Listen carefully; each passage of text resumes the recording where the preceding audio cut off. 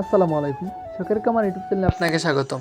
আজকে যে টপিক নিয়ে কথা বলবো সেটা হচ্ছে মিশরীয় ফার্মি মুরগিকে প্রাকৃতিক খাবারে মুরগি পালন করলে লাভজনক হবে কিনা তা নিয়ে।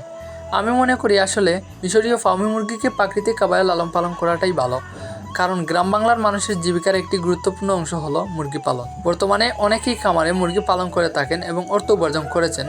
তবে অতিরিক্ত কৃত্রিম খাবারের উপর নির্ভর না করে আপনি যদি প্রাকৃতিক খাবার ব্যবহার করে থাকেন তাহলে আমি মনে করি আপনার মুরগির খরচটাও কম হবে এবং লাভের পরিমাণটাও বাড়বে। বিশেষ করে মিশরীয় ফার্মি মুরগি এমন একটি জাত যা প্রাকৃতিক পরিবেশে সহজে মানিয়ে নিতে পারে এবং ঘাস, পোকামাকড়, ভুট্টা, ভাঙা ধান ও রান্নাঘরের উচ্ছিষ্ট খাবার খেয়ে এই মুরগিগুলো ভালোভাবে বড় হতে পারে। এতে দেখা গেল আপনার মুরগিকে যে পরিমাণ আপনি খাদ্য টাকা দিয়ে কিনে এনে খাওয়ান সেইটা থেকে আপনি মুক্তি পেলেন এবং প্রাকৃতিক খাবার খাওয়ালে মুরগিগুলো অসুস্থ থাকলো। তাই আমি মনে করি প্রাকৃতিকভাবে মুরগি লালন পালন করাটাই ভালো। আর আপনি কি ভাবেন, আপনার মতামতটা আপনি কমেন্টে জানাবেন।